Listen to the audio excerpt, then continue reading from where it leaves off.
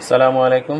আশা করি আপনারা সবাই ভালো আছেন। আজ আমি আপনাদের সাথে মাইক্রোসফট এক্সেলের ফর্মুলা নিয়ে আলোচনা করব। ফর্মুলাটা হচ্ছে আমরা যদি যখনই কোনো এক্সেলে কোনো ক্যালকুলেশন নিয়ে কাজ করতে যাব, সেটা আমাদের জন্য অবশ্যই প্রয়োজন হবে। তো ফর্মুলাটা হচ্ছে আমাদের ক্যালকুলেশন করার জন্য খুব অতীব জরুরি একটি ফর্মুলা। চলুন আমরা দেখি ফর্মুলাটা আমরা এক্সেলে কীভাবে ব্যবহার করব। আপনাদের বিভিন্ন এক্সাম্পলের মাধ্যমে, প্র্যাকটিক্যাল ওয়ার্কের মাধ্যমে আমি আপনাদের ক্লিয়ারলি এই ব্যাপারটা দেখিয়ে দেবো। আশা করি আপনাদের আজকে যদি দেখেন, আপনাদের প্রত্যেকটা পয়েন্টই আপনাদের ক্লিয়ার হয়ে যাবে।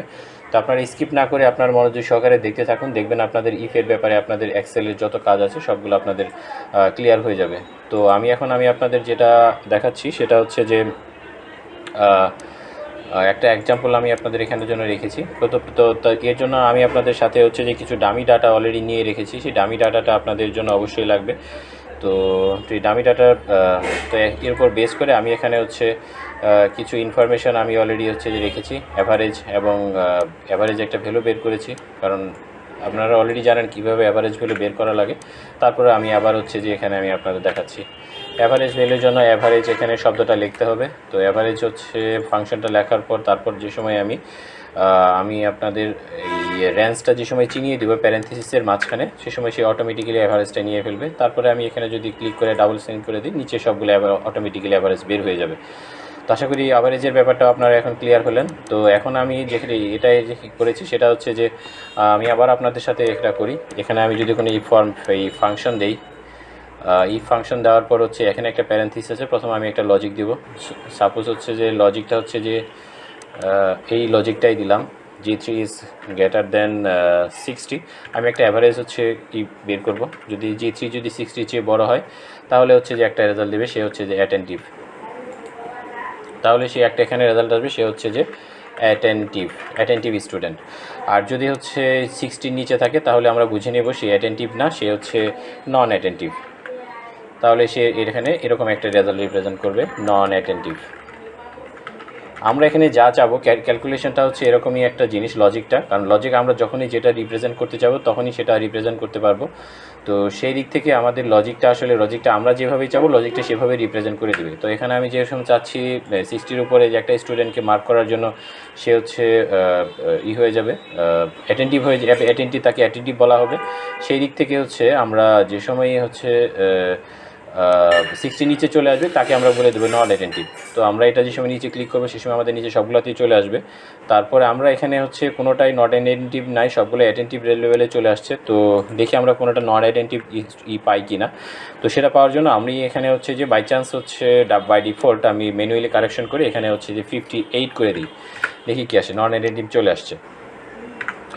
তো এটা হচ্ছে যে নন অ্যাটেন্টিভের একটা এক্সাম্পল। তো আরেকটা যেটা হচ্ছে যে এটা আমরা এখন বুঝলাম ফর্মুলাটা কীভাবে ব্যবহার করা হয়। ফর্মুলাটার হচ্ছে প্রথম আমরা লজিক লিখব। লজিকটা হচ্ছে যে সে বড় না ছোটো, তারপরে হচ্ছে যে সে বড় না ছোটো, তারপর সে বড় হলে তারপর যে রেজাল্টটা রিপ্রেজেন্ট করবে সেটা এখানে আমরা মেনশন করব। সেটা যদি ট্রু হলে সে অ্যাটেন্টিভ হবে, আর যদি সে ট্রু না হয় তাহলে সে হচ্ছে যে নন অ্যাটেন্টিভ হয়ে যাবে।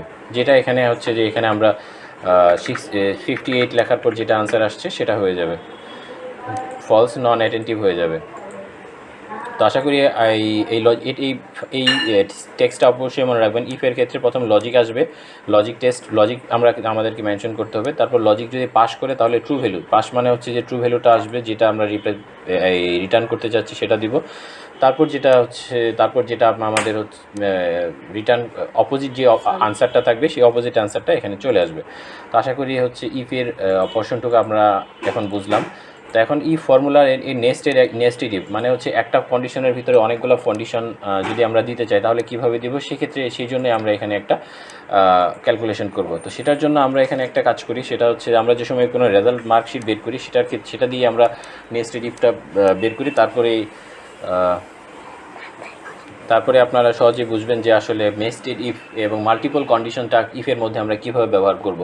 তো লজিক যদি আমরা ভালোভাবে বুঝে যাই, ইনশাল্লাহ আমাদের হচ্ছে তার কোনো প্রবলেম থাকবে না। আমরা খুব সহজেই হচ্ছে ইফ ফর্মুলাটা আমরা এক্সেলের মধ্যে ইউটিলাইজ করতে পারবো। তো আমরা দেখি এখন ফর্মুলাটা কীভাবে ব্যবহার করব। তো আমরা এখন বেশি এক্সাম্পল নিব না।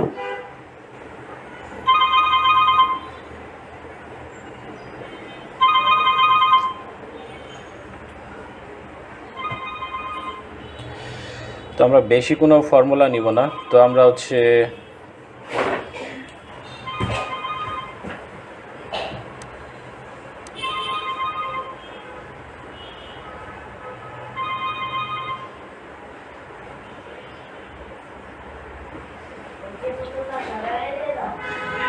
তো আমরা বেশি কোনো ফর্মুলা নিব না, এক্সাম্পল আমরা কয়েকটি এক্সাম্পলের মাধ্যমে চেষ্টা করব হচ্ছে যে 3টা কন্ডিশন ব্যবহার করব। এই জন্য প্রথম হচ্ছে যে 100 to 80 একটা মার্কস থাকবে, সেটাকে দিব হচ্ছে যে A+, যেটা আমরা নর্মালি ইউজুয়ালি দিয়ে থাকি। আর একটা হচ্ছে যে 70 to 79, সেটার ক্ষেত্রে হচ্ছে যে A-, সেটা একটা আনসার, সেটা আমরা একটা এ পোর্শনে দিব। তারপর হচ্ছে 60 to 69, এটাকে আরেকটা দিব হচ্ছে এ দিব, সাপোজ এ দিলাম। তো যদিও আসলে জাস্ট আমি আপনাদের এক্সাম্পল হিসেবে, ডামি এক্সাম্পল হিসেবে দিচ্ছি, এটাকে আপনারা ইউনিক ধরে নিয়েন না। তো ডামি হিসেবে দেওয়ার পর হচ্ছে এখানে যদি আমরা এখানে অলরেডি হচ্ছে একটা কন্ডিশন লিখে রাখছি এক্সাম্পল কন্ডিশন হিসেবে, যদি এ পাই তাহলে হচ্ছে যে A+ হবে, আর যদি বি পাই তাহলে হচ্ছে যে A+-এর উপরে হবে। তো এখানে যদি আমরা এখানে এইটাকে আমরা এখানে ফলসের মধ্যে চলে আসবে, যদি এটা কমপ্লাই না করে তাহলে এখানে আসবে। এখানে আসার পর আবার সে জিজ্ঞেস করবে যে আসলে কি হচ্ছে। এখানে আমরা ইফ কন্ডিশনের মধ্যে এটা অ্যাপ্লাই করব। ইফ কন্ডিশনের মধ্যে এটা অ্যাপ্লাই করে যে সময়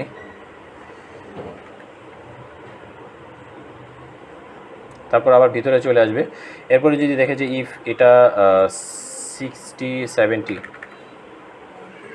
এটা যদি 79-এর চেয়ে ছোটো হয় এবং 70-র চেয়ে যদি বড় হয়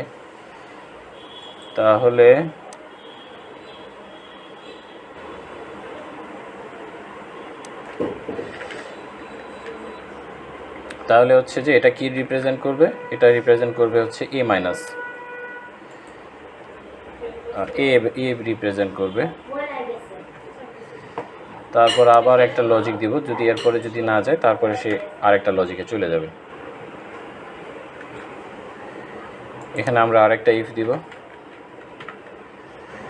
ইফ দেওয়ার পর এখানে আমরা আরেকটা লজিক দিব।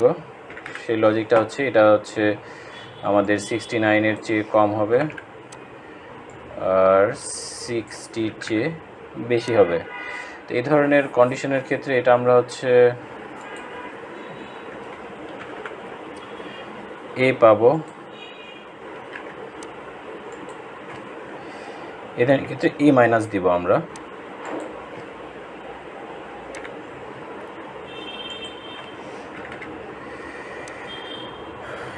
A- দেবো, আর বাকি সবগুলোর ক্ষেত্রে হচ্ছে যে আমাদের বি রিপ্রেজেন্ট করব।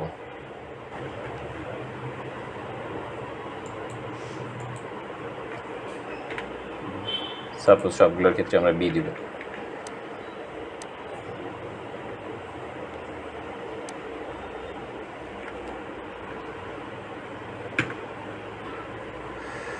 আচ্ছা, আমরা দেখি নিই আমাদের হচ্ছে প্রথমে এটা ক্লোজ হয়েছে, পরের এটা, আচ্ছা এটা ক্লোজ হয়েছে কিনা দেখি। এটা ক্লোজ হয়েছে, এটা ক্লোজ হয়েছে।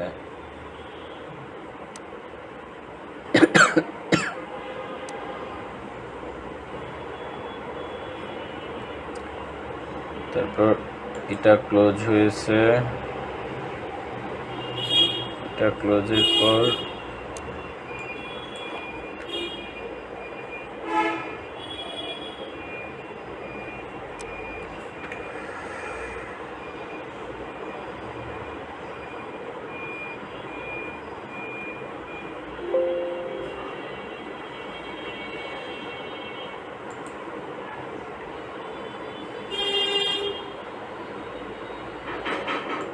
আমরা হচ্ছে এটা ক্লোজ করে দিই।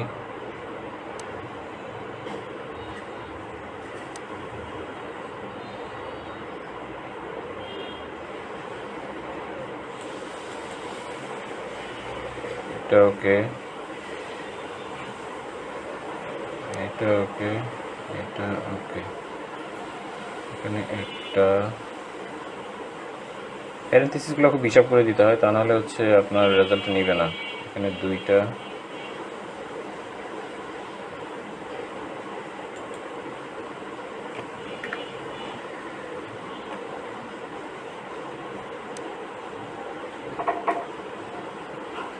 এটা একটা, দুইটা, তিনটা।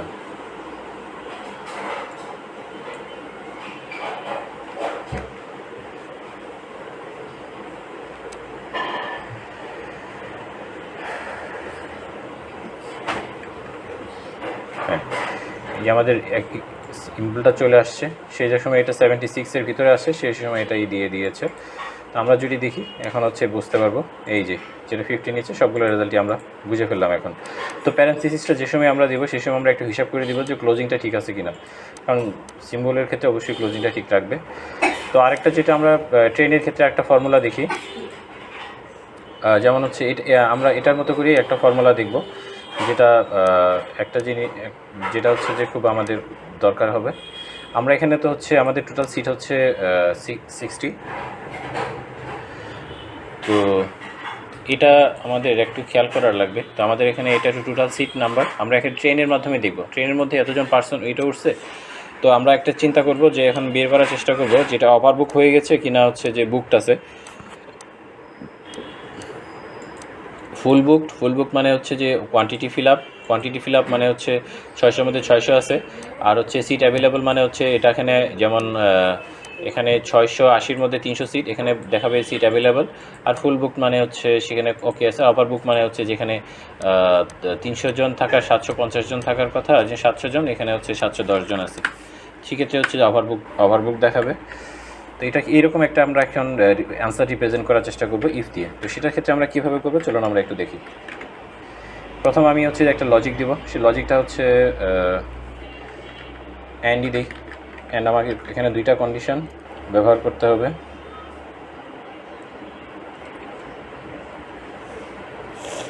জি অ্যান্ড লাগবে না, সরি, এখানে সরাসরি আমরা হচ্ছে যে এখানে বলে ফেলতে পারি জি এটা যদি হচ্ছে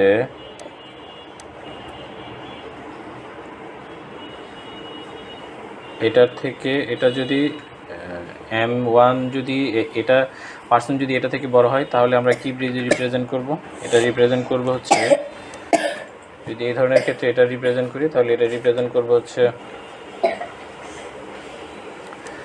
ওভারবুকড।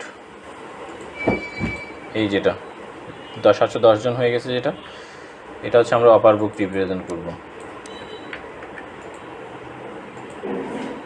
আমরা এটাকে বলবো যে এখানে হচ্ছে তুমি ওভারবুক করে ফেলছো। তারপর ওভারবুক হয়ে গেলে তারপর আরেকটা কন্ডিশন আসবে, ইফ তুমি যদি হচ্ছে যে ওভারবুক হয়ে যাও একটা হলে ওভারবুক দেবা, যদি এই কন্ডিশনে না থাকো তাহলে তুমি বলবা যে হচ্ছে